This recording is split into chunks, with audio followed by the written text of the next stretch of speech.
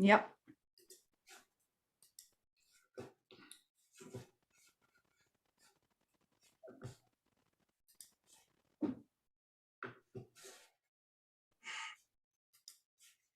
You know, people sometimes ask me, what is my favorite style? We're live. Is it? All right. I think we are going live, everybody. We are. We are. Wonderful. All right, guys. Well, welcome today to our next Ascension Roundtable episode. My name is Kimberley. Those of you who follow me, you will know my work. So I am a channel. I'm a counselor. I'm a light language alchemist and ascension teacher. And today we are going to talk about finding our way back from darkness. So we are going through a journey of remembering our connection, the love that we are, and the power that we are from perceived darkness. So we all can experience this in many different forms. And yeah, I'm excited to talk about it today. So I'm joined by Max and Nikki. Hello. Did you want to introduce yourself? I'm sure everyone knows you by now, but you want to? Yes, okay, I'll begin. Hi, everyone. Welcome. I'm Max, Breakfast with Max. I'm working with around worth, abundance, and healing and supporting people. And I'm recovering from a corporate work job, so it's like recovering from a addiction. So all these experiences then are becoming very, very useful and interesting with everyone. So to you, Nikki. Thanks, Max. Hi, everybody. I'm so happy to be here. It's been a while. So my name is Nikki Foure, and I live in France. And but I'm American, and I'm an energy therapist, an ascension teacher, and on this spiritual journey, like the rest of you, moving from fear to love, and processing my limiting beliefs and discovering more about who I am. So I love the topic. I'm excited to share with you and to hear what the others on the panel have to say and your questions. So over to you, Kimberley. Yeah, wonderful. Thank you for being here. And it's a very interesting times we're living in at the moment. And everyone, what's been happening basically for the last few years? As you might have noticed, there are some worldwide events that has been occurring for the last 3 years, and it's actually catalyzed a lot of people. And it is actually for us. So I would say that for the most part, the collective is going through a form of dark night of the soul, right? And that is a form of darkness. Now, you know, as a counselor, I've worked with many people, different forms of darkness. I've experienced myself clinical depression and dark night of the soul, PTSD, and grief, and just like many of you have. So I do have a professional perspective and a personal perspective. And what's interesting and how this relates to you is that, the events of recent years has really allowed us to go within, right? The meaning we have created for our life, whether it's meaning for ourselves, meaning, in relation to our career, our relationships, that meaning for many of us has been shattered, right? Because of the events that's happening around the world. So this is what, you can call as a dark night of the soul. It's a loss of meaning. So the last few years, if you experienced that inner darkness, understand that that's for your evolution and it's part of the awakening journey. And you don't have to suffer through it. However, with the dark night of the soul, it does completely shatter you. It can, in its most extreme case. Who you perceive you are, your identity, all that can just fall away. And what happens, because we've attached meaning to who we think we are, to our identity, to our reality, to our relationships, our place in society, when that shakes and falls away, we kind of step into this unknown space, and many experience this as a darkness, a disconnection. So have you felt this disconnection? You know, I can put my hand up and say, yes, I have felt it, even recently, in a not as an intense way as I have in the past. But, you know, if you go through this, generally, you can sense that it is happening for you. But sometimes you cannot sense this. It just depends how far you are into this darkness. But if you are experiencing this now, understand that you are not alone in this journey. Understand that this will pass, but it's only temporary. Yes, even though you know, clinical depression, forms of darkness, dark night of soul, yes, it can be prolonged and you can experience it for a lengthy period of time. And perhaps you're watching this and you have experienced this for such a long time that perhaps you do not see your way out. But the fact you are here means that there's a part of you who wants to remember, and you're starting to, you know, to search for answers, right? It's maybe you're having an existential crisis. You're starting to answer those questions. Who am I? What is the meaning for my reality? How do I fit in this new emerging reality?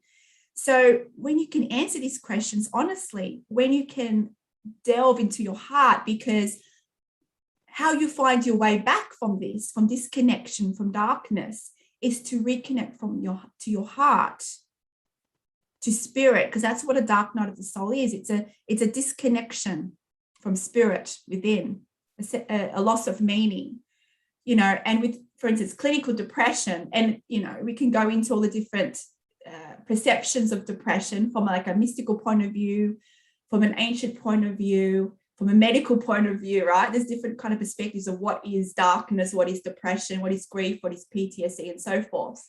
But, you know, for my experience, especially when it comes to like clinical depression, darkness, you can have a lot of physiological symptoms, right? So tiredness, insomnia.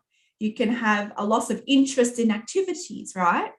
It can affect a lot of biological systems within you, whereas dark night of the soul, perhaps you are functioning, it's just you have this deep sense of meaningless. So there's different stages, different types of darkness, so it, you know, different severities, of course, but the bottom line is it is for you. You might not, you know, perceive, how can this be for me? How can this suffering be for me? But understand, especially if it's a theme you've experienced in your life, or it's been, you know, prolonged episodes, understand that we choose to go through certain challenges pre-birth, before being born into physical reality, because we are so highly advanced, and we knew that by going through this, it will catalyze us. It will force us to go inwards, to reconnect, to rediscover who we are, right? Who we are in terms of spirit, in terms of how we relate to the world, right? So this is the most transformational journey we can take as a human being. Yes, we are much more than human, but we're here having a human experience. And, you know, there may be times where you lose that hope. There may be times when you cannot see a way out, but it's just one step at a time, one day at a time, one moment at a time. And it's up to all of us and you. If you experience this, you know, it takes time. It takes time going within, and it takes courage, because yes, you're going to have to ask those questions. And yes, they're scary, because when that meaning falls away, you have to evaluate who you are, but not from the mind, from the heart, from the felt sense. That is the difference. If you want to come back from darkness, you are being asked to feel your way back. And sometimes it's difficult, right? And we can talk about it today, about ways you can return back from that darkness. And perhaps, you know, it might be difficult for you to reconnect. So you can do it in a non-direct way, by connecting to nature, for instance, right? Connecting to the oneness, because when you connect to nature, to Mother Gaia, because she's an aspect of us, in ways of you connecting to her energy, you're connecting to yourself. And that can be enough for then to create that connection, to then reconnect to your heart. So there's different ways you can do that, depending on the severity in which you are in that darkness. But basically the bottom line is It's here for you for a reason. So if you can at least maintain that higher perspective that you are shifting, so you can align more to who you truly are, that is the limitless, powerful, divine version of you that is here, that is now, but it's just unremembered. So if you can at least keep that higher perspective, that will put you in a certain vibrational frequency so you can connect back to the heart portal, to cultivate love for yourself and the world. Wonderful. So look, I'm going to open up to you guys, and I would love your perspectives on this, guys. And I would love to, once we talk about this, I would love to share my personal experiences with it, because I know if we can share our personal experiences of darkness, it might actually help you as well to kind of get an idea, if because perhaps you're in darkness, but you weren't able to label it as that. Perhaps you felt disconnected. So we just want to share with you some insights around this, so it can help you gain some insights on your own inner journey. So yeah, I open up to you, Nikki or Max. I'll go. Thank you, Kimberly. That was beautiful and a great way to start us off. I wanted to say one thing that I think is really, really important. From my own personal experience and also working with clients, that when we go to this place, which might be the first time you've ever gone to a place where you felt so intensely alone and hopeless. And when you get to that place, you can have all kinds of thoughts. And I think it's really important to remember that it will pass, that you won't be here forever. Because, I had like I would say a 6-month period of, grief. And it was a dark night of the soul that lasted. Really, the dark night only lasted, I would say, a couple of weeks, but it was really intense for about 6 months. And there were times I thought, like, this is just too heavy to bear. And in that case, it's really important to seek help, because sometimes you do need help from professionals, because, yes, we're here to talk about the mystical or the spiritual perspective, but, sometimes life is just really big. And so it's really important to have a support system and have people around you that can remind you that this will pass. And seek help, any kind of help at all. If you have any thoughts of, anything that, would perhaps, I had them and I did seek help. The thought was that I didn't want to go on. It was too hard. And I've never had that in my life ever. And I've had lots of drama and experiences. That was new. So if that arises, don't stay alone with those thoughts. Take some action. That was one thing. And then the other thing I wanted to say is, you kept saying it's for you, it's for you. And it's true, but when you're in it, you don't want to hear that. And you shouldn't tell anybody that it's for them, because they're too in it. True, so, absolutely. Am I right? Don't tell people it's for them. Yes. So the first thing is, it's really a juggle, especially us on this spiritual journey, because we've got all this conditioning. First of all, when we hopped on this spiritual bandwagon, it was like, be attentive to your vibration, process your limiting beliefs, focus on gratitude and appreciation, all those kind of things. So then along comes, at some point on your spiritual journey, along comes the dark night of the soul. And then it's like all that stuff goes out the window. If you're truly in your heart center, then you're no longer trying to manage your vibration. You're actually in your heart center and you're feeling whatever is coming up.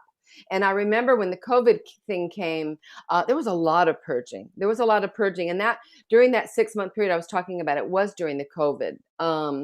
And so I think that was the tricky part for me, was being able to juggle when I'm indulging in like some old stories and when I'm just allowing myself to feel what I'm feeling.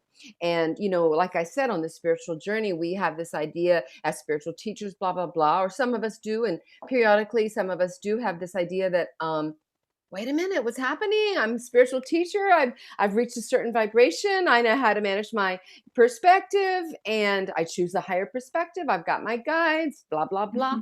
But it doesn't matter. Some of these old stories that come perhaps from this lifetime, perhaps from other lifetimes, have got to come up. And this, for me, this is about feeling your emotions. And so they're only visitors. We've talked about this before, but when they're there, allow them to be there. And if you can name them, great. And if you can't, then just feel them and don't give them a name. But allow yourself to be wherever you are and know that it'll pass, but allow it to exist within you, because it's that resistance that drags things on and on and on. So yeah, that was just a little bit of what I wanted to share about. I've got more about my experience, but I want to pass it on to Max to see what you have to say. All right. Yeah. Well, I join you in the acknowledgement of the fact that when you are into a situation, and because I related it, I'm relating it to what I'm experiencing right now. So I've been fired from my job 3 weeks ago now. And just the day prior to go to Spain on vacation. So it was just ruining my vacation on top of all the rest, right? Great timing. But the thing is that coming back home, I realized that was then the realization of the situation, right? I'm out of the job. And my first instinct has been of doing what? Of throwing myself in organizing things, doing things, and having everything set up, working on the calendar, having a lot of things coming up, blah, blah, blah. And then I realized that I was not allowing myself the space of grieving, of recovering. It's coming out of a situation of corporate job, leaving it.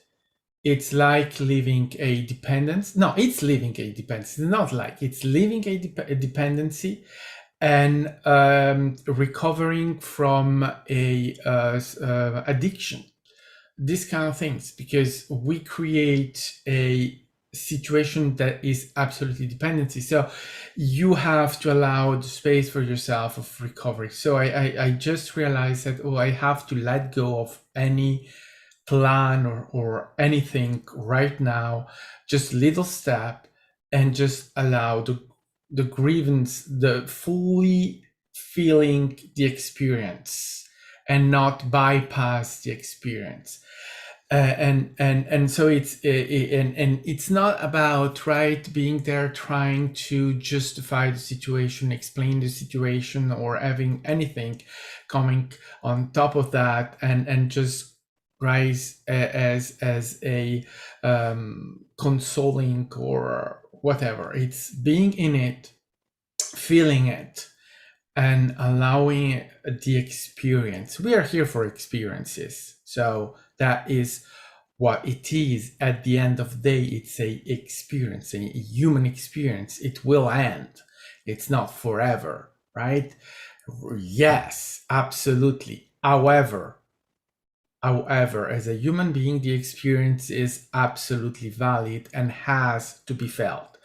We tend to want to be superheroes, but let me be clear about that.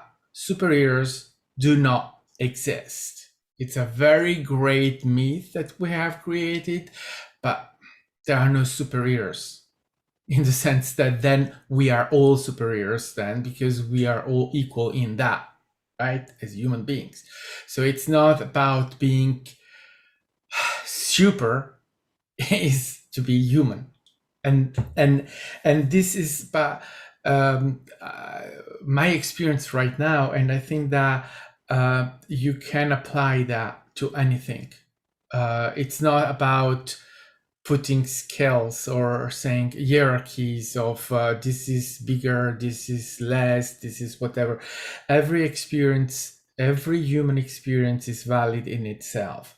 So that we need to have that for ourselves, and we have to decide, I will feel it, because not feeling it is bypassing. And when you bypass your experience, you're not having it.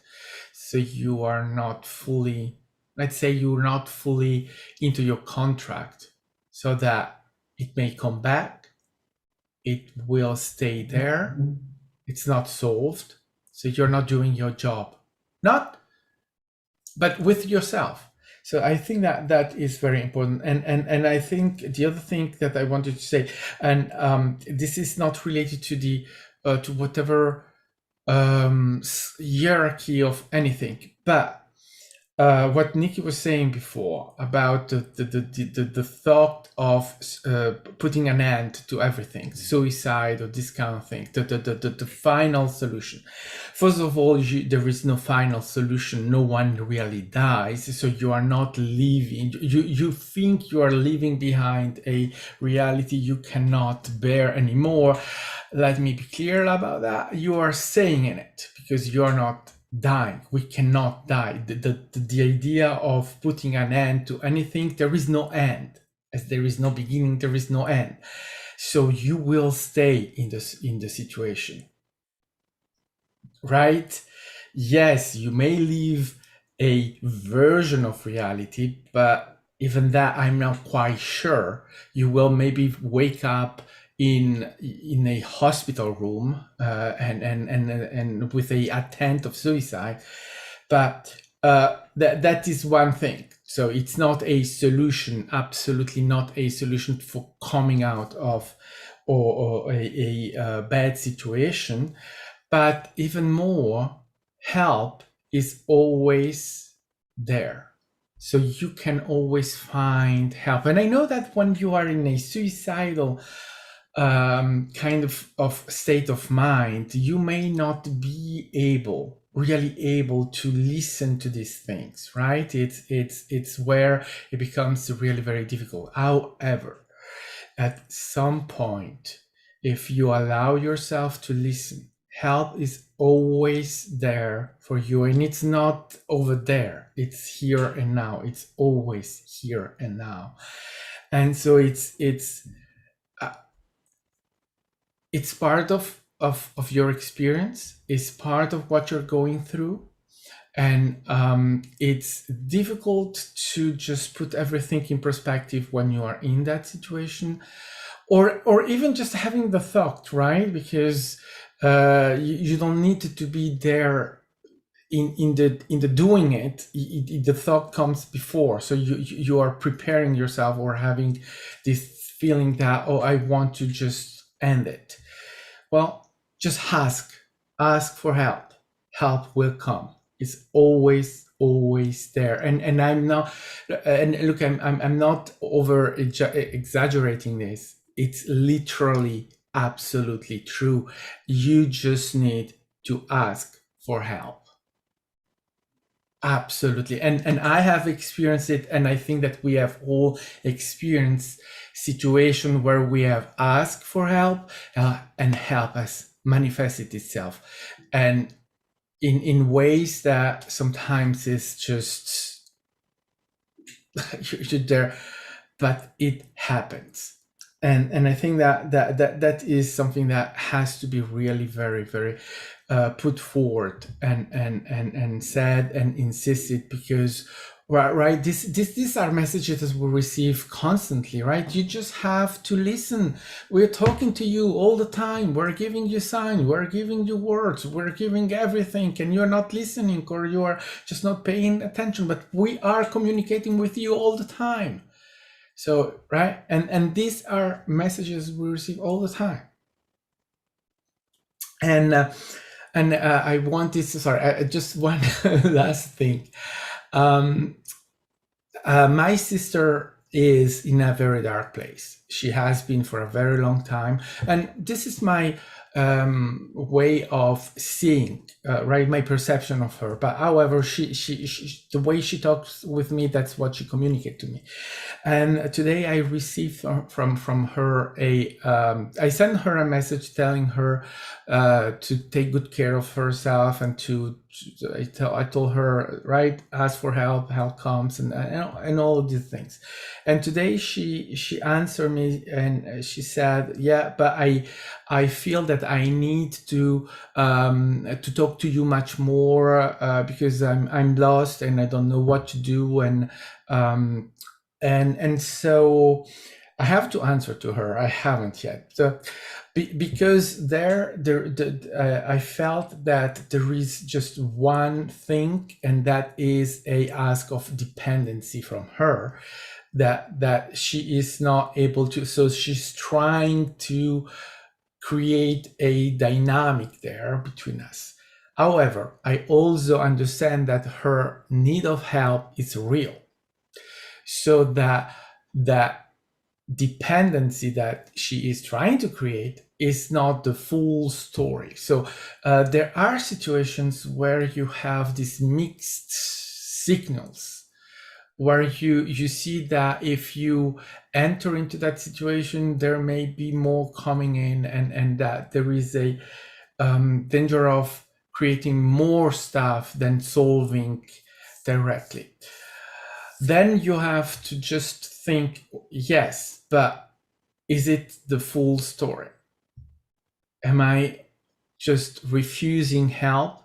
Am I refusing myself something? Because it comes always back to the self, right? It's not, she's in need, but any help that I can give her, it's also a reflection on me, on my situation. So there is that to be taken under account. So situations are always to be valued and accepted, and at our in our awareness, we are then able to decide to take decisions that are going a step forward than just the request of help, and see how can I really help her, not just give in her need of dependency, but give her the real help she needs, right? We can reflect in that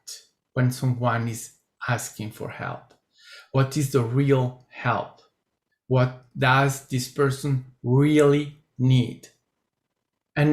And sometimes the person that is in the situation, and this is valid for ourselves or anyone else, is that we do not see, right? We do not see how can you help me really, or how can I, right? Because you're just in the situation, you're just in that, and you are just turning around and keeping yourself in that.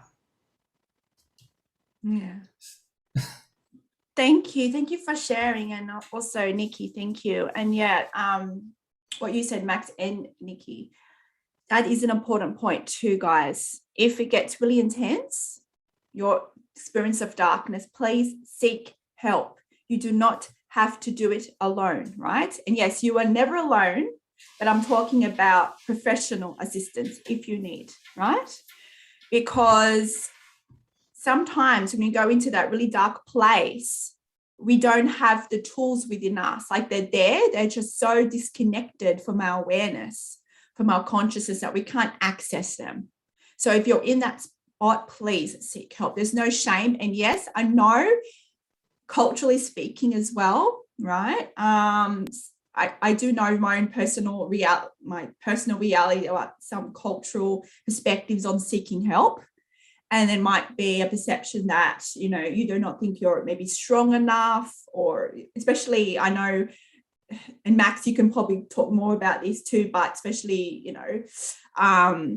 for a lot of men too, there's this kind of stigma as well. And probably not so much in the States, because I know in America, it's a bit more open, like for instance with therapy, but I know in other cultures, and I know with men as well, sometimes it is whole kind of thing about having to be a man, and it shows weakness if you seek help. So understand that actually takes courage, and takes strength to get help if you need it. All right. So being vulnerable is actually a sign of strength. Okay. So please don't be shamed if you need professional help. I just want to point that out to everybody watching as well. But yeah, so yeah, of course, when you're in the darkness, the whole idea of, yeah, it's for me can be very, very challenging to see that point, right? So I'll talk about my experiences, and, you know, for those of you watching this, right, you're on the spiritual path. You wouldn't be here otherwise. So, you know, you're most likely, I'm not saying you are, but you're most likely already attending to that inner journey.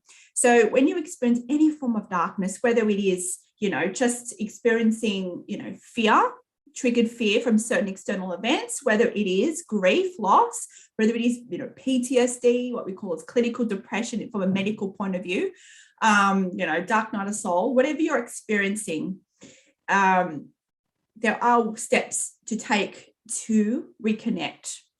So you probably know the benefits, for instance, of meditation, going within. And when you are so disconnected in the darkness, this might even be difficult as well. So with my experiences, so I have experienced what we call as clinical depression. I've also experienced anxiety too, grief, loss. I mean, a lot of people, we've all experienced loss, right? Loss of a loved one, and dark night of the soul. So, you know, for me, when I first experienced clinical depression, I was probably around, I don't know, 19 years old or something like that. I was quite young. And the symptoms for me was just experiencing insomnia. I couldn't sleep. And there were some other symptoms there. So with that experience, it wasn't so much of dark night of the soul that first time I went through it. So just know that there were different types of experiencing this connection, right?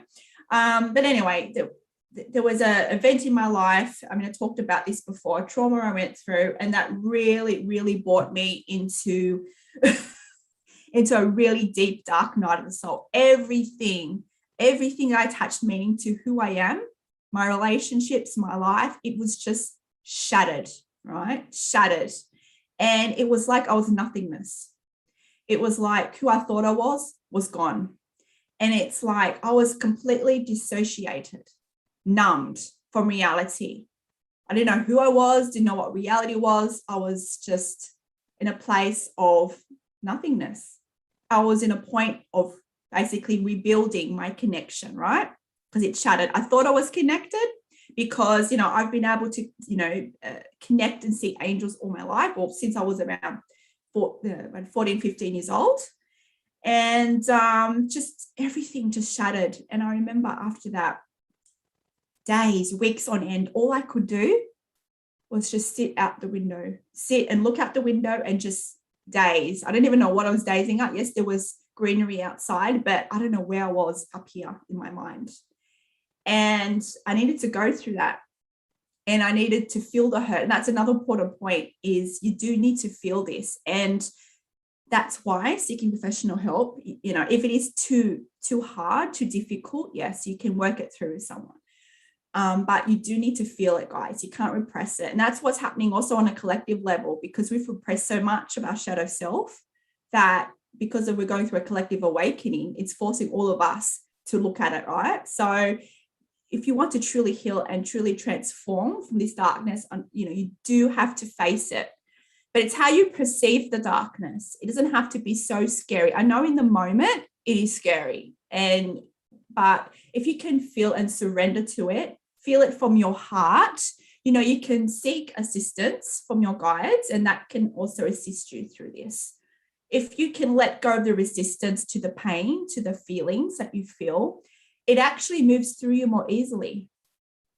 Because it's when you hold on to the resistance, that's when it remains and kind of stays vibrationally in your frequency, in your cellular memory. So if you can let go of resistance to feeling it, that's when you can receive the wisdom from it. That's when you can open a dialogue, a communication with the shadow self within, right? So with my experience, a complete disconnection from everything. And I had to reconnect. Luckily at that time, I had already been attuned as a Reiki therapist. So basically I couldn't do anything. I couldn't even seek professional help because I couldn't speak. There was nothing to communicate. I was so disconnected. If I was to go to a therapy session, that was my experience, but I was not at the place where I wanted to, end my life. So I guess in that extreme case, I didn't need to go to therapy. But if I was to go to therapy, I would just have been like, what do you want to talk about? Nothing. I would have just been sitting there, and that's still okay, right? But luckily I had, some form of connection within me that I could use to bring myself back to reconnection. So whether that is, you having a fond memory of love, you can use that to hold on to. Whether you do have an ability, Reiki, or whether you have a practice of meditation, whatever it is that elicits love and peace, if you can draw on that one thing, that will be a way for you to return back to reconnection. So, I went, it was a long journey for me. I had, I engaged also in like social dancing, and that also assisted me to reconnect by me reconnecting with other people. That in turn allowed me to reconnect to who I was. So, everyone's unique in how you can reconnect back, but I had to ask those questions about who I am. And, it actually allowed me to go on a deep dive. And that's actually when I really got into law of attraction, because I'm like, okay, I feel like the spark that I had is gone. I don't know who I am. Everything has gone. The meaning about who I am is gone. I need to reconnect. So I went on a deep dive. Luckily, I had that awareness that I could do that. And that allowed me to go on a deep healing journey, a transformational journey. And long story short, that basically sparked a desire in me to then help others. So you see, often these experiences helps to activate and clarify our soul purpose here. It did for me. There is a term, right, called the wounded healer. And, this whole journey sparked my passion, my desire to help others. So then I, trained to become a counselor, got my degree in postgrads in counseling and relationship therapy. And it's so interesting. A lot of people who trained with me, they went also through similar experiences, or people close to them went through experiences of darkness. So then they, because of what happened to them and those of their loved ones, now they have that calling. So there was a theme I was picking up here. The theme is that to activate these callings, sometimes we are required to go through such experiences. And that was the case with me. And in turn, it not only allowed me to clarify my life purpose, it also assisted in my own healing journey, because when you're still kind of managing that inner darkness, a disconnection, by you then, with the wisdom that you have gained, wherever you are in the stage of your journey, if you kind of use that outwardly for others to build that connection, you then, in a way, also help heal yourself and empower yourself. So it's a multi-pronged kind of way of reconnecting to yourself. And of course, long story short, when I was a counselor, doing face-to-face counseling, especially with people with, severe depression and anxiety, I discovered I could channel, and long story short, that's where I am today.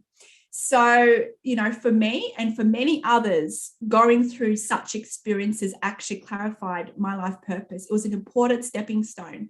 And even though in my experience of it and what kind of triggered it was circumstances in which, I could have been killed. But I can look back now at that situation. And yes, I'm not saying it happens overnight.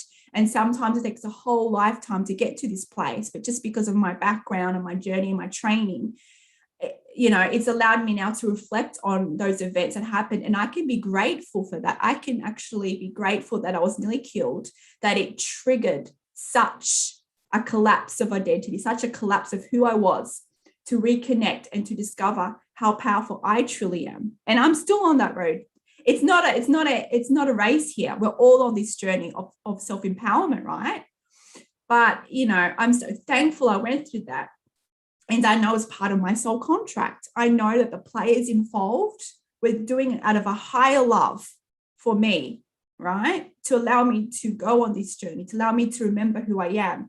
But again, that's because of my role, because who I am. Not everyone is able to I mean, you do have the ability to get to that place, but understand it's not always easy and it can take time to get that position. So I just wanted to share that from my perspective, because, and my professional experience when I'm working with people, that it's actually shot when they've been able to feel the emotions, process the emotions, open the dialogue, the communication, and see the messages and the gifts within it. And then they actually activate their life purpose, their soul purpose. And that alone brings new meaning. And yes, it might be kind of scary because you kind of coming out of like dark night of the soul, right? Your what you attribute meaning to, yourself, your reality, your relationships, it shifts. But if you can be courageous enough to feel it, to ask those existential questions, you'll come out of it in a more empowered way. But again, it's just one step at a time. Wherever you are in your journey is perfect. It is for you. And I know it's if you're in the deep of it, you may not feel like it at the moment. So, it is about a return home to love. It's about a return from, analyzing, exploring our reality from the mind, placing identity of meaning from the mind and bring it into the heart. So the dark night of the soul helps us to get there. Sometimes we need help. Sometimes we need to be catalyzed to get there. All right. So if we go through this and on the journey back, it is a return home to love. So whatever you can do to find that connection, to find that love, what can you do to bring about connection? Could it be you just spending time with loved ones, really engaging in connection heart to heart, whether it is you spending more time in nature to feel the energy of Gaia and Mother Earth and feel her energy within you as a way of reconnecting back to you, whether it is doing activities like I did dancing, feeling the energy of others in dance and movement and partner dancing, for instance. That was for me, that worked for me in that stage. So what could be art, could be expression, whatever it is to help you to connect to love. That is the journey home to love. That is the journey home to remember how powerful you are, right? And we're all on this journey. So especially, those of us who are consciously on this path, we often judge ourselves, right? We judge our journeys, just like what Nikki said. We could be already teaching this stuff and like, who am I to experience this? Now I'm experiencing, does that mean I'm a terrible teacher? Does this mean like, you can start to go on that whole reel, right, about how powerful we think we are, how worthy we are because we're going through this. So everyone experiences this. We are not immune to this. No one is immune to this, right? So it's just about, when this happens, for you to have courage to seek professional help, and if you need it, and then to be courageous in facing that inner darkness. And for my own personal experience too, and, this has helped also people I've worked with, is that the beings that emit the most love and connection, for me anyway, is the angels, is the archangels. And I channel a lot of beings, guys. I channel the ETs and the masters, everything, the gods and goddesses, many different beings. But for me, in my personal experience, and you can call, and there's many names for archangels. Sometimes they're referred to as the watchers, for instance. But for me, the angelics, they emit so much unconditional love. And times throughout my life when I experienced darkness and disconnection, and what Max said, asking for help, if you can open your heart and just ask for help, if you can just say, I want to feel the love of the angels, if you just need to feel that love, open your heart and you will feel it. Yes, you may not be able, everyone has the ability to connect to guides, to connect to the angels, right? But the first, I would say the one thing that you can connect to the most with is the feeling, is their energy, which is unconditional love. When I first experienced the love of the angels, I remember it was part of one of the stages of my awakening, one of my awakenings, right? Because we go through different awakening journeys. I remember I was there for like, I think it was a period of like 1 week. I couldn't sleep, right? It's just this unconditional love was overwhelming. And I was saying, I'm not worthy of this. I'm not worthy of this love. And now all these years, I know that this love is actually who we are, but we have just forgotten it. So this is also a way for you to feel safe as you explore, a way for you to connect to that felt sense of love when you do not feel love. So, but understand the angels and all the beings of the light, all the universe is actually within us. They're not separate from us. We just perceive to be separate because of our attachments to duality. So if you can know that they're already within us, you know you have the ability to connect. So open your heart. If you wish, if you feel inspired, connect to the angels. Make your intention to feel their love. Open your heart and then you will feel it. So this is another way for you to return home, to allow you to feel safe enough to explore the inner darkness. But yeah, just, I'll turn it over to you guys to talk more about this and your experiences. But just know that sometimes we really do need to be catalyzed for us to remember just how powerful and resilient we are. So if you are experiencing this, know that this is a sign of just how powerful you are. Take it as a sign that you are playing this game at such a master level that you are experiencing such intense symptoms. So basically, if you've chosen, when I say chosen, I mean from a non-physical perspective, to explore such challenging circumstances, you also have those technologies within you to manage them. It's just perhaps you are at the point of disconnection where you cannot remember them. So understand they are there. They've always been there within you. And just know you're playing this game at such a master level, because guess what, guys? Everyone that is here in this reality is playing reality at a master level here. Only the most advanced beings are living on Earth right now in this transition from fear to love, from duality to oneness, remembrance. So just the fact that you are here living and breathing is a sign of just how powerful and advanced you truly are. Okay, if nothing else, just remember this. And it's just a journey, one step at a time, to connect, to come home, to love, remembered. All right, guys. So yeah, Max and Nikki, I'd love to hear more about your experience or anything else you wish to share before we open it up to any questions you might have. Yeah, I'll jump in. Thank you so much. It was lovely to hear all of that. Maybe we can recap at the very end. I wrote all the different things you said down that are going to help to reconnect you to who you truly are. But I did want to point out a couple of things. One thing that I experienced was impatience at how long it lasted. For me, it was way too long. But we are moving from this duality to oneness, and so the systems we were functioning in prior to the dark night of the soul have to be usurped in some way. And so the attachments to behaviors, attachments to dynamics, functioning the way I functioned in the world, all of that stuff had to be shaken out. And so it was interesting because I was in a relationship that ended, and it was huge for me. But it was actually, when I looked back on it afterwards, it was a relationship I'd had quite a few times in this lifetime. And so this was a pattern, and it was what you called a catalyst. And sometimes the universe orchestrates these amazing scenarios so that we can finally surrender what no longer works, this way of functioning in the world, my attachment to external conditions and how I wanted them to be, my beliefs in how I felt safe in the world. All of that had to go. And when all of that does get shaken up, and you no longer, you've lost the sense of identity of who you are, because through the work, all this stuff that we do, all the work that we do, the shadow work and all these teachings that we follow, and our all the efforting, if you will, the meditation, the breath workshops, the yoga, all of this stuff, it does actually get you to a place where you really do have to surrender to your old way of seeing the world and existing within this reality. And it happens in big dramatic things like that for some. And that was certainly the case for me. And I thought, it was so painful. I just couldn't believe it.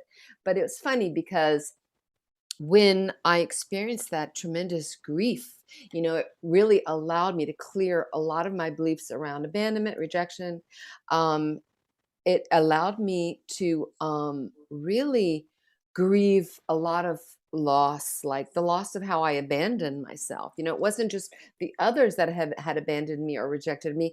I had done that to me. And so that the reflection that the world provided for me allowed me to finally go in and see how that was only what was going on within me. And what's really cool about having these experiences is that when you get through them and you get to the other side, the vibration you are at is like, it's tenfold. It's amazing. And it's not to say that life is perfect and then you're like riding high. No, because we have the ebb and flow of life experiences.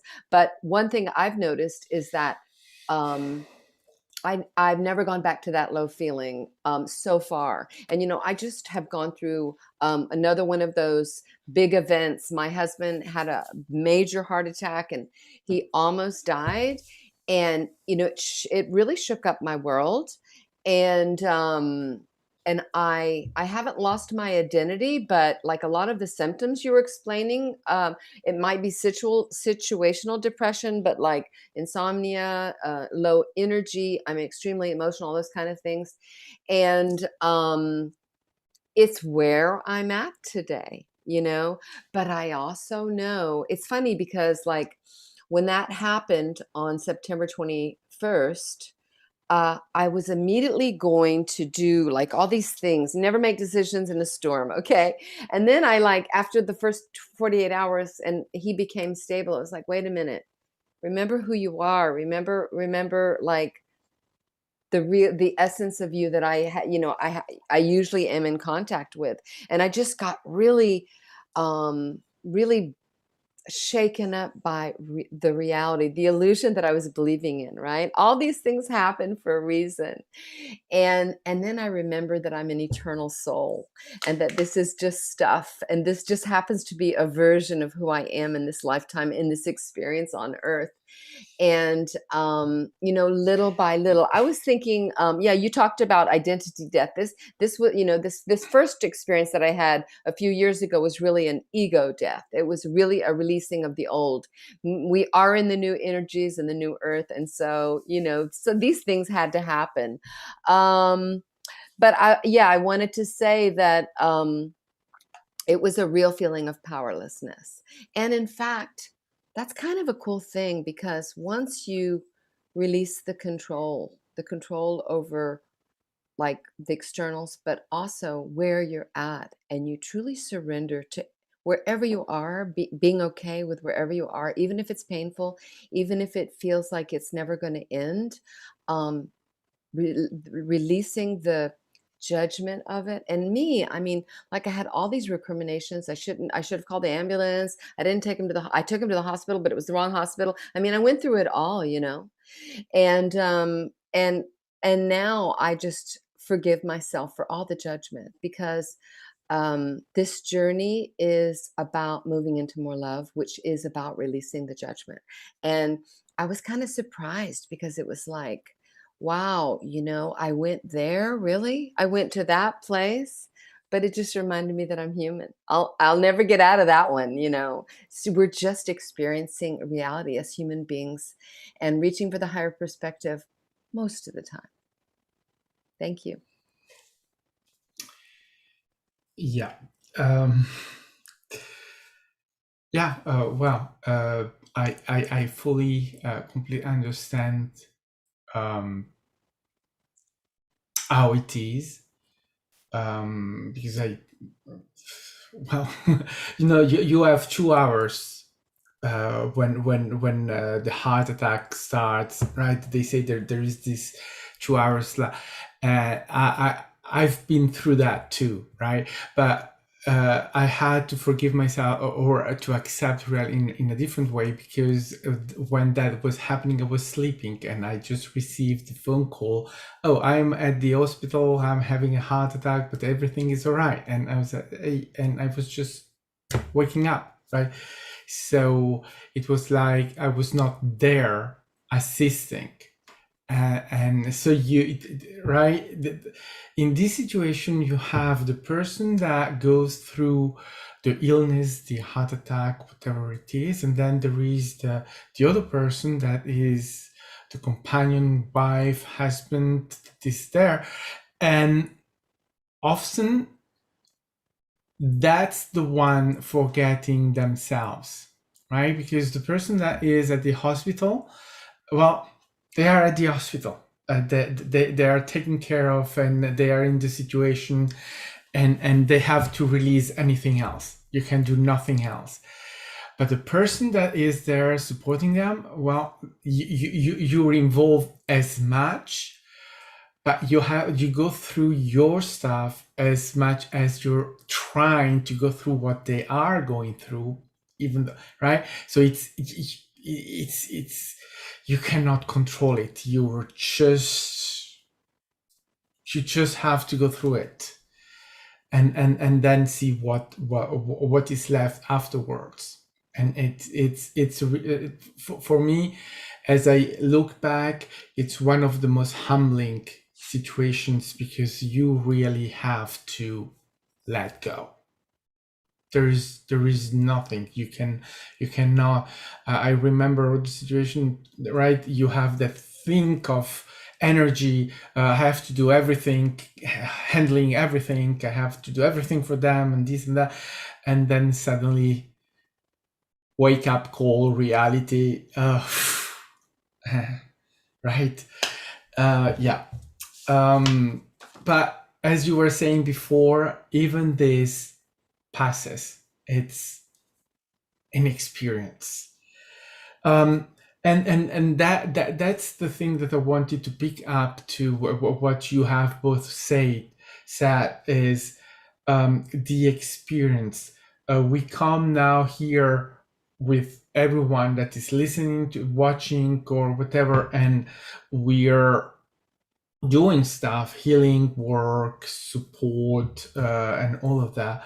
But our baggage that we have is that we have been able to do what? We have been able to go through our experiences, our darkness, and our all of that. And we have been able to do what is to take that, learn our lesson, and then being able to use that then to share with other people, which is, for me, I realize is I often say, it's, even if it's not really correct saying that way, but it's, for me, it becomes a need, nearly quite a need to be at service, to share this with other people.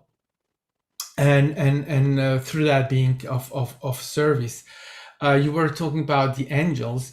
For me, these manifest in a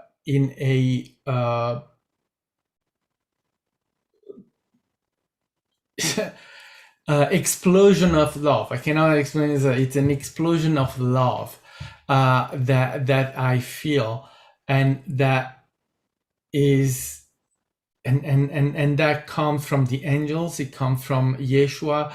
It's that infinite love and for everything, for creation, for humans, non-humans, for all of creation, where you just feel that need, or it's I say need, it's not a need, that call. Maybe it's better to say that call of sharing that love, of being that love, and then sending it out, right? And all of that is somehow the coming together of all of those experiences that we have, and most of those experiences are that darkness, right? That moments we go through that have put ourselves in situations that have been very uncomfortable, very, very much uncomfortable. But then we came out of those, always. Because this is the thing, is that when you are in that, you'd never see the end of the tunnel, but it always comes. The light is always there. So yeah, and I think that this is really the thing, right? To always know. And with the experience, then even I notice for myself, even when I go into a moment of discomfort, of depression, or being sad, or anything where I'm not feeling great, I know that that is only that moment. I know that that doesn't last. I say, well, today is not a great day. Okay, tomorrow's wanna be forgotten. So now I know that, and I know that as a fact, and I'm able to have that knowledge even in the moment where I'm depressed, right? So that I just accept that moment for what it is. And Max, that's a very important point you make as well. It's about acceptance. So we might be at a point where we can't actually, it's a bit difficult for us, right, to be grateful for the conditions, right, to love the conditions. Yes, it's for us. Sometimes it's really hard to get to that point. But the first step to remembering love is acceptance, because acceptance is in the vibrational vicinity of love, right? It is a vibration of love. And if you can get into that vibration of acceptance, what happens is you let go of the resistance to fighting against it. So you're not aligned to fear anymore. You're into acceptance. And by being in that non-resistant state, that's when you can feel the emotions more. And now when I say acceptance, it doesn't mean you have to agree with certain behaviors. For instance, like if you're in a very toxic relationship or something like that, you don't have to be like, oh, I accept your behavior. You can acceptance of what's going on. Doesn't mean you have to agree with certain behaviors, right? So it's different. However, acceptance is seeing things from a point of love. And when you can be in a point of acceptance with whatever conditions are happening for you, you open your heart more, because when you are resistant to something, you kind of close off your heart, and you then start to navigate your reality through the mind, see what's happening from the mind. So when you are non-resistant, you open your heart and start to experience a felt experience from the heart. And that is where you receive the clarity of why it is occurring for you out of a higher love. You might not be able to see why it's happening for you when it's happening, but if you can be in a place of acceptance, you can then again feel the emotions in your heart, open the dialogue, ask yourself when you're in that space, when you've released and when you're able to feel it, ask yourself, go within. Because what happens when you have that negative emotion, that is a shadow self coming to the surface, right? So that's a part of you that you've repressed, a part of you that you have not loved, right? It does encapsulate, limiting beliefs, irrational fears. And you might have adopted, you might have been triggered, but the beliefs itself might have been adopted since, your childhood, for instance, or it could have been from other lives. So it's about you being willing to open yourself up and ask yourself, why is it for me? What am I not seeing, right? Use your God creativity. You are God. We are all divine here. We are source. So you have the capacity to ask those questions. Use your creativity in how you ask the questions. Ask, who am I? Why am I experiencing this? What am I not seeing? What beliefs am I not seeing? Use your creativity in how you ask these questions, and you'll be able to receive the messages and the gifts. And that's also a powerful way to return home to love. All right. So just now, I just want to put the word out, guys. Those of you watching, if you want to ask any questions to us, if you want to, write your questions in the comments in the live chat, and we will answer them for you. And also, I just want to make a note that for the light workers, which is most likely all of you that's here today. Otherwise, the fact you're drawn to such videos means that you are remembering more of who you are anyway. So what I find is, one of my experience from others close to me is that what can happen is that if we have certain gifts and abilities and we ignore that, guess what happens?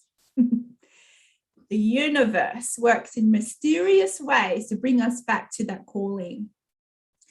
And I, a relationship that's in my family circle, she has many, many powerful gifts, and things happened and she turned her back on it.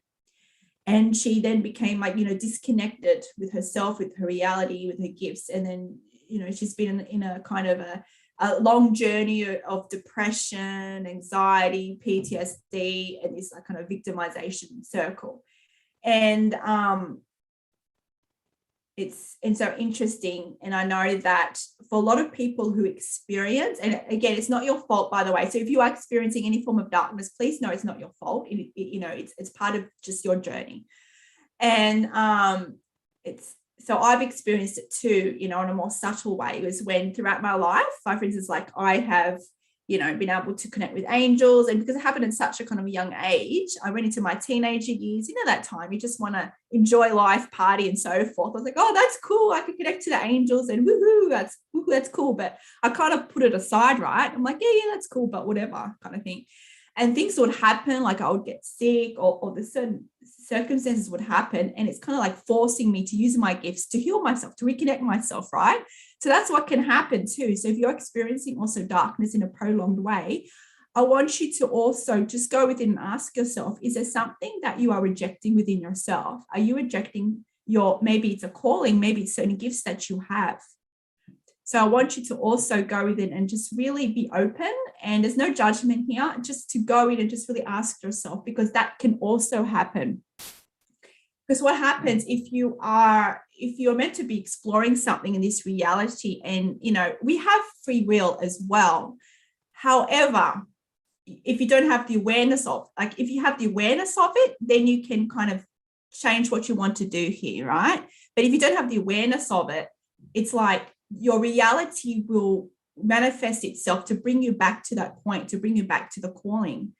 So it's, so whatever's happening in your reality, just really ask yourself, if there's something within you that you are repressing, is there a gift? And sometimes for many people, having certain, especially psychic abilities, intuitive abilities, sometimes are scary. And maybe the people in your reality, maybe there'll be judgment, or you've actually received judgment because of some abilities, right? And perhaps because of that, you've put a block up, and maybe you thought, okay, if I express these abilities and these gifts, if I act on this calling, society's going to reject me, my loved ones are going to reject me. So you close yourself off. But, the universe still wants you to do that. You still want you to explore. So what happens? Certain conditions manifest. You create certain energy, we would say discordant energy within you, disconnection, and that can manifest in, physical health and certain manifested conditions that'll bring you back to that point where you actually are to kind of use those abilities that you once rejected to actually manage it. So that's another angle. That's another thing that can happen here. So it's just about being honest with yourself, loving yourself, accepting yourself. What we've talked about here, underpinning all of this, is a return home to love, a return home to acceptance for yourself, acceptance of yourself, right? I know it can sound cheesy at times when we talk about self-love, self-acceptance, woohoo, rainbows and flowers, think about happy thoughts. But from a deep level, this is the most important, the most transformational journey we can take as a human being. It's a return home to love, not thinking about that we are love, feeling that we are love, feeling the connection, feeling that we are one. And sometimes because we're so attached to our outer reality, to duality, we need something to shake us up. We need to be catalyzed. So we are forced to go into the heart, right? We are forced to connect. As you were talking, I remember one of my past lives. I say past life, it's not past life, right? But to explain it, she was a young woman, and she had very early developed her abilities. She opened her third eye very early and very strongly. She was very strong with that, which meant that she was able to see beyond the mask of our reality. So she was seeing things that are there, but we don't see normally, right? And so she went completely crazy because that was in a period where those things were absolutely not managed, not known, she was not ready for that. And so she went in a state of psychotic and she refused what she was experiencing. So she died very early in a sanatorium, one of these places. So really she was in the refusal of it, right? And the extremity of this kind of thing. So that you see that how when you have going through that's the extreme of it, right? But when you have certain things that you are not really paying attention or doing things in accordance with what you feel, with what you are, then this is the extremity of what can happen. But that is why right, we are this, we cannot escape it, really. We have to embrace it. Yeah, that was what I remembered. Yeah, and it's, you know, that's right. You know, we do have to embrace it. And I know, you know, just even in my professional experience as a counselor, you know, I had to, you know, I experienced a lot of fear because I came from, you know, someone who, yes, I always had a spiritual connection, and, you know, I had to come from someone who was, you know, mainstreamly trained, like, you know, proper degree, post-grads. I had my own business as a mainstream counselor, and then all this kind of thing. And then, you know, my identity and my professional sense, I was like, okay. And I received all the signs were there, and I just felt this strong calling. I need to more focus, you know, publicly, outwardly doing that, you know, that I'm a channel. And for a lot of people, for a lot of us out there, I'm sure, you know, I'm not the only one, right? You're kind of worried about what people think when we come out, that, oh, I'm a channel. People are not going to respect me. They're not going to respect my work. People are going to think I'm woohoo and all this kind of thing. So for me as a counselor, I had like all these, you know, I guess fears, right, that come up because, like, you know, in my training, right, part of my training is like, oh, if you see things and you can talk to beings, or maybe you're in a process of psychosis, and, you know. So I was like, okay, how am I going to come out having this background of a counselor and say, guess what, guys, I'm a channel. So I had to go through all this kind of change of meanings and my identity, and you know, when we go through all this kind of forms of darkness, we do our, you know, part of our journey means we're going to have to explore the unknown, right? Put ourselves out there, and it can be freaking scary, right? To be seen, to be really seen, to show the world who we truly are, not hiding behind a mask any longer. And for me, I had to do that. So I had to, you know, I came out as a channel, and I'm still a counselor, and I still offer that today. It's a bit of a hybrid that I've created with channeling a lot language, but it's you know, everyone goes through this in their own unique ways. So it's about when you have this calling, like for me, I had this calling, I have to do this, I have to, you know, express these teachings, this is who I am, I can't ignore it anymore. So if you can align yourself to that calling once you get there, because yes, it might not happen overnight. You might not have this flash of clarity. Oh, that's my calling. Yeah, it you know, sometimes we go through a lot of life challenges before it gets revealed to us. So that's okay. It's just because of where I am in my journey, it was revealed to me at that time. So it's like, it's there for us. So you have a choice to embrace it. But if you ignore it, guess what? The universe will bring you back to explore it once again. But, you know, we have free will as well, in a way. We can choose to go another path, but not to ignore the gifts as well. So maybe you can use your gifts in another way, another creative way.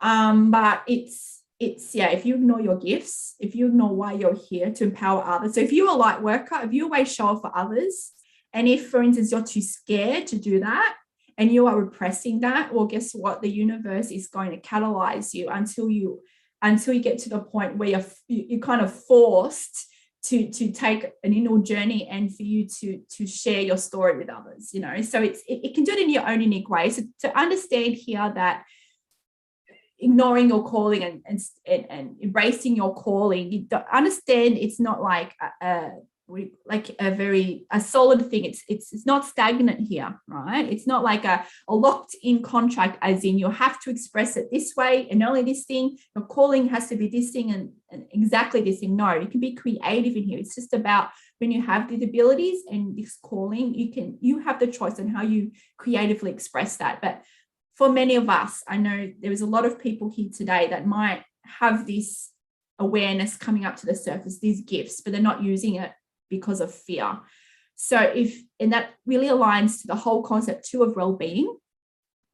You know, when we align to our purpose and our calling and our gifts, as we become aware of them, of course, you will experience well-being within you. You'll feel more connection within you, more love within you, because it's just like you are declaring then to the universe that I am ready to remember the love that I am and the divinity that I am, the power that I am. So it's kind of like a declaration to yourself in the universe that you're ready. So, you know, and it's a journey here. Doesn't happen overnight, guys. Just because, you know, when you experience a dark night of the soul, doesn't mean the next day go, oh, I know my purpose and yeah, I'm empowered. It doesn't happen like that. Okay. Yes, we can go through like kind of more milder forms of this stuff and we can receive clarity. And yes, when you're experiencing fear, get triggered, you know, in the moment, yeah, you can go within and see the benefits there and the gifts there and why it's happening to you. But for prolonged darkness to really become shattered and to kind of rebuild yourself in a way, you know, it's often takes quite a longer period of time, and that's okay, just to let you know. So it's just, you know, one day at a time, one step at a time, practicing radical self-love, to be brave and loving yourself, accepting yourself. Do whatever it takes. Do your affirmations. Yeah, it might sound cheesy to look in the mirror and say, I love you, I accept you, whatever it takes, right? There's a lot of practices, you know, and of course, all of us today, you know, professionally, please, you know, reach out to us as well. I mean, we're more than happy to assist you, you know, on a more private way to delve into your inner shadows to transform them. But you know, you all have the abilities within you. You all have the technologies within you to do so, because you're powerful. You are divine. You are source. You are not limited in any way. You might have a perception of being limited because of our attachments to duality, but you are oneness. So you are the angels. You are the ascended masters. You are God. You are source. We are all one, right? We're just experiencing reality through different unique frequencies here, right? So it's just a journey home to return to love. Right? That's why I was saying before, there are no superheroes, because we are all the same. We have all the same abilities. And that's amazing. We have a question. Oh, wonderful. So Jennifer is saying, I give tarot readings as my profession. Lately, I feel repelled by everyone's energy. Any suggestions on how I can move past this so I can continue working? Well, it sounds like we have an empath here. Yeah.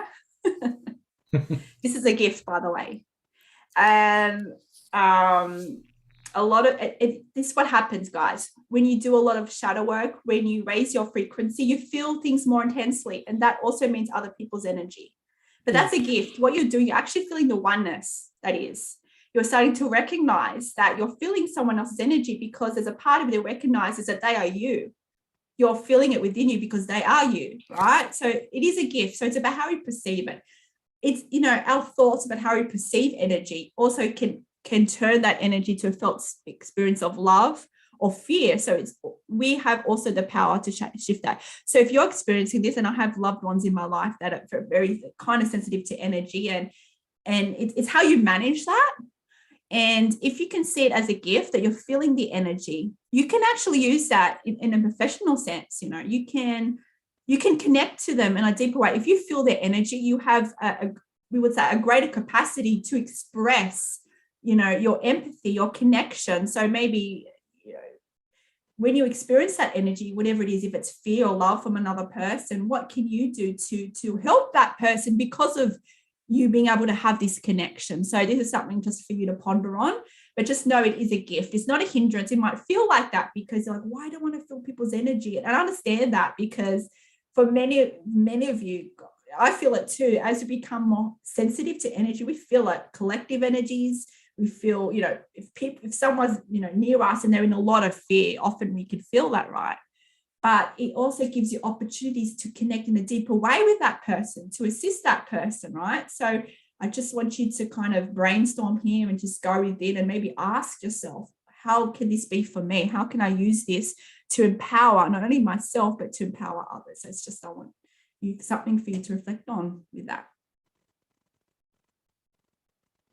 I love that. And I would also probably just take a couple of minutes, if you can, before you do the reading, and move into that space of connecting to your own higher self and asking for help to be of service to the person. And then that gets your persona out of the way. That would help out for that. Mm-hmm. Yeah, that's a good, definitely connecting with your heart. Definitely. Yeah. Wonderful. Are there any other questions, Max? Not really a question, but something that I think it's interesting is that Jennifer was already saying, all I know is that my body needs a lot more sleep lately. And I think that this is very interesting, and I want you to come back to that, because we were talking before going live, we were talking that everything is felt much in a much more higher weight. There is much more happening right now. Well, change is happening all the time, right? It's not that it's new or something that was not there before. However, in this moment, we are really feeling it at speed dial. It's so intense, and I think that for everyone. So it's I want to say it's normal to be feeling tired. We are tired, and we are tired for 18 months of COVID. We are tired, right? And COVID is change. If you just see it at its purest manifestation, it's a manifestation of change. But also for us, like workers and people that are, and many people, is that means that we are solicited much more in the work that we do of support, help, sharing our light. So yes, we are tired, and it's good to acknowledge and say it. Yeah, and that's a really important point there. And the tiredness that we feel, of course, can be from many different sources. It could be from, for instance, clinical depression, right? Usually you're tired, fatigued, you can't get out of bed. Like, that's an example. Another example is Ascension Symptoms. Yay, Ascension Symptoms. Who of you out there feeling it? Yeah, woohoo. I know over the last few years, it's like, I don't know if you guys remember back, because it feels like so long ago, right? A few years ago. When I experienced Ascension Symptoms, it was like there was big gaps in between, but like the last, couple of years, it's on like, acceleration. It's like the shifts, the purging, the Ascension Symptoms, like it's very close together. So if you're feeling tired, it could be a sign of Ascension Symptoms as well. Could be a purge. So Ascension Symptoms are when you've gone through the processing. So the results of the processing from the depression, from the fear, from the dark night of the soul, what happens is that it's a process of you kind of moving into a higher dimension of consciousness in this reality. So it's kind of an adjustment period. It's like your physical, because there's no separation, right? Your physical body's energy. So if you start to manifest in your reality a new high dimensional reality, a new high dimensional consciousness, because we're multidimensional beings, right? So us in a dimension where we remember that we're God already exists. The dimension in which we feel disempowered already exists, right? We're multidimensional beings. So we attract those dimensions. They're already within us. So it depends on your vibration, on how you experience these dimensions. So what happens if you've done the work, you've increased your vibration, right?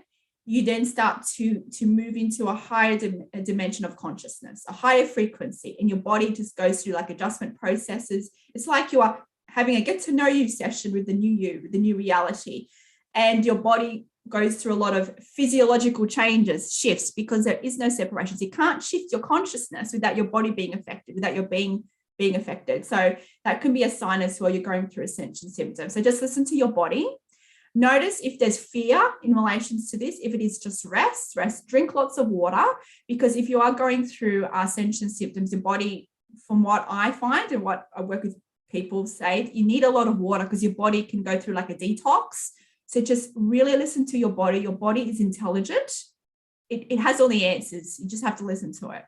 And it's interesting. Like I find even with like this channeling sessions I do, because of the energy that's emitted when I do, especially when I work with the angels, that even the people I work with are all of a sudden so tired. It's because they're receiving like activations, right?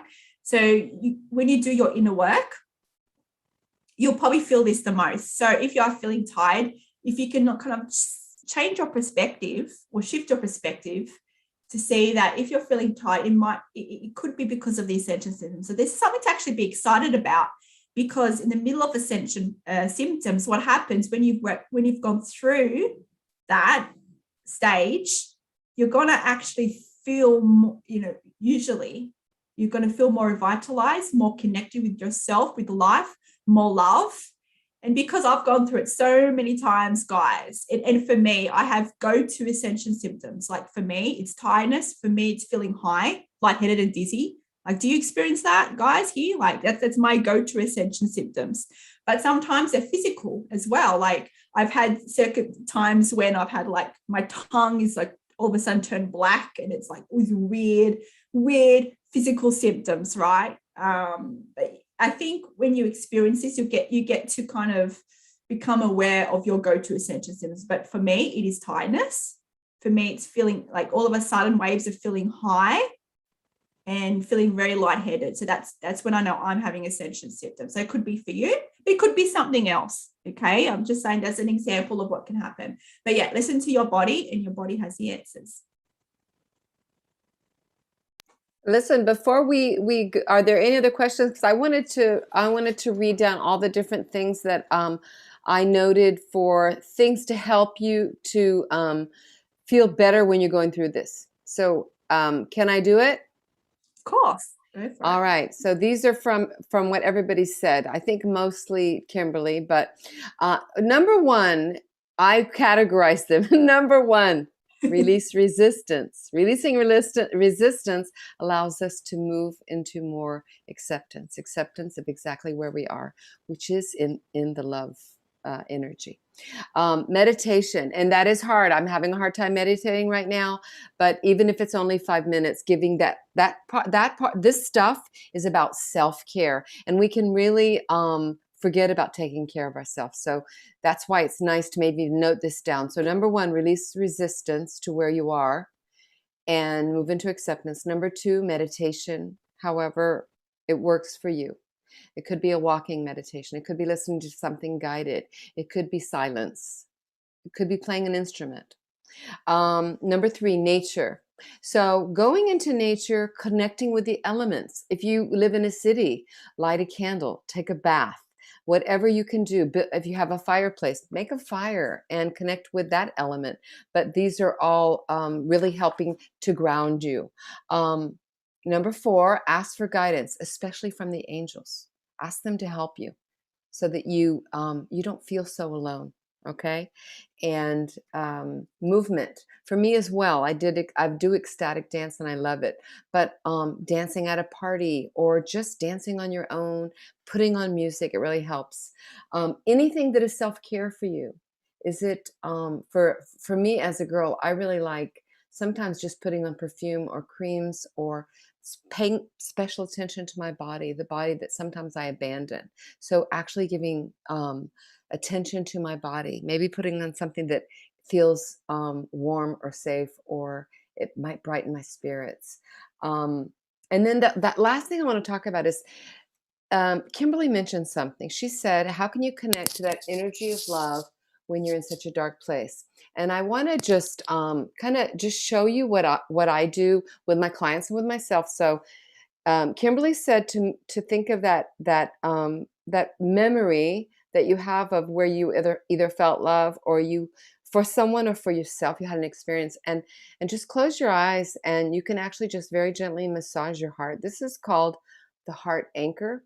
And you can really think about that memory, and you can make it more intense. You can bring up the colors and the feelings. You can recall the details, and you could just spend a minute or two doing that.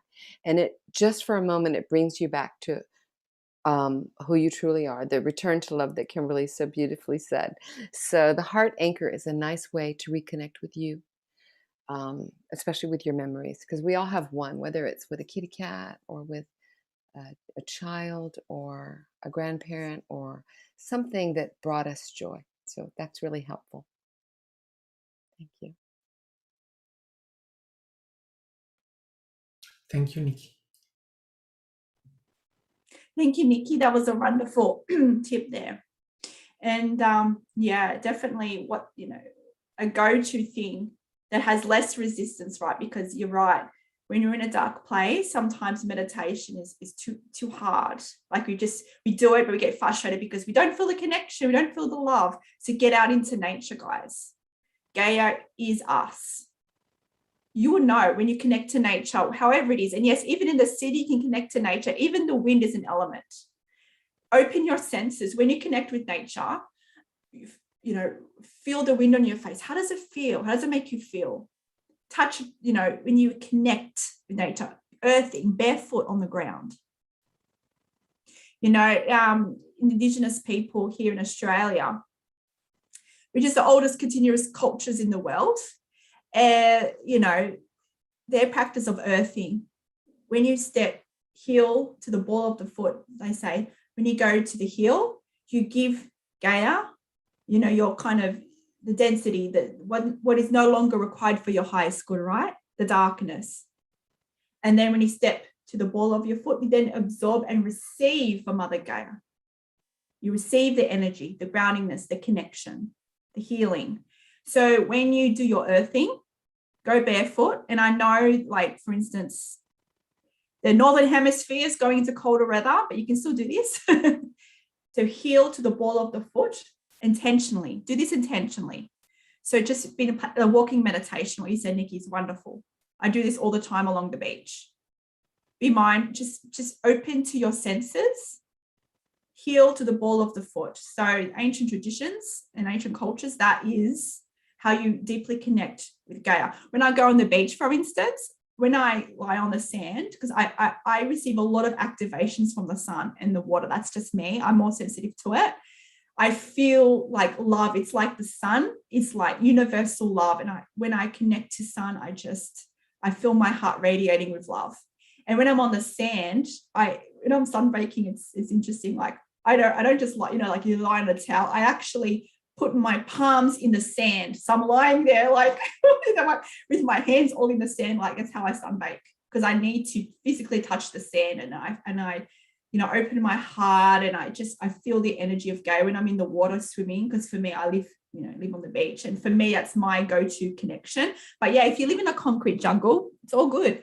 Connect to the wind, connect to the energy. Do you have a balcony? Go for a walk. I'm sure there's some kind of nature wherever you are. And like the candle, Nikki, that's a really good thing, especially if you're experiencing anxiety and you can't kind of close your eyes, because either you're too afraid to close your eyes or you're too anxious to close your eyes, is when you can kind of gaze into a candle. That also is a good form of mindfulness. But yeah, so whatever way you do, it is a return to love. So just be creative in how you explore this, and you'll find your way, because it's all for you. Just again, and thank you, Nikki, for capping off and summarizing all that information. There was a lot of information today. But yeah, so it's just, my hope anyway, and I'm sure Nikki and Max here today as well, is that it's just you, whatever you go through, just to surrender to it, to feel it. Don't repress it, no matter how difficult it might feel. and just practice connection, make this a priority for yourself. Self-love, part of self-love is going within and connecting with self, whether it's, connecting with nature or doing that intentionally practice to connect with your heart. Yeah. And, again, with the physical touch is a very powerful way. So yeah, guys. Do you have anything else to say before we finish here today, guys? Just thank you for joining us and to share this moment with all of us and all of you. Thank you. Wonderful. I echo that. Thank you so much. And thank you to Max and Kimberly. It's been great for me. Really helpful at this time. Perfect timing, divine timing. Thank you. Thank you, Max and Nikki, for your insights and wonderful wisdom, of course. And thank you all for asking your questions too. And we'll be back again. So the details are rich. Stay tuned for that. But just open your heart to this journey of life that's happening for us, for our evolution. No matter how dark it gets, this will pass. All right, guys, until next time, love and light to you all. Farewell. Bye. Bye-bye.